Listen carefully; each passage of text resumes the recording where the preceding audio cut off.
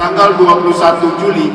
Bayangkara Festival 2023 yang digelar Polda Aceh merupakan puncak rangkaian peringatan Hari Ulang Tahun Bayangkara ke-77 tahun. Bayangkara Fest yang digelar di Balai Musraya Aceh atau BMA yang berlangsung sejak 21 hingga 23 Juli nanti, yang pembukaannya dilakukan langsung oleh Kapolda Aceh Irjen Pol Ahmad Haidar bersama unsur Forkopimda. Selain menampilkan berbagai ragam seni budaya dan hiburan, Bayangkara Fest juga memberikan kesempatan bagi ratusan pegiat UMKM di Aceh untuk menjajakan produk-produk unggulannya. Ketua Panitia Pelaksana Bayangkara Fest 2023, Kombes Winardi, mengatakan pada kegiatan Bayangkara Fest kali ini, pihaknya menghadirkan lebih kurang ratusan pelaku UMKM. Selain ini juga ada penampilan seni dan hiburan lainnya.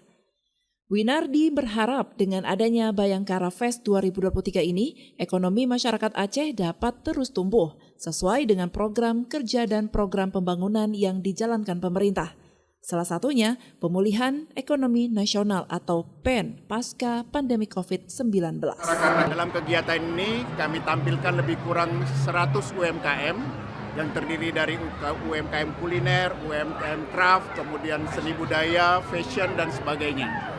Nah, di samping itu juga kita juga menampilkan stand polisi terkait dengan edukasi dan literasi kepada masyarakat Aceh terkait dengan kepolisian Polda Aceh, dan termasuk di dalamnya adalah pasar murah yang akan kita laksanakan mulai malam ini sampai dengan nanti penutupan pada tanggal 23 Juli 2023. Dari Banda Aceh, Lala Nurmala melaporkan untuk Puja TV Aceh.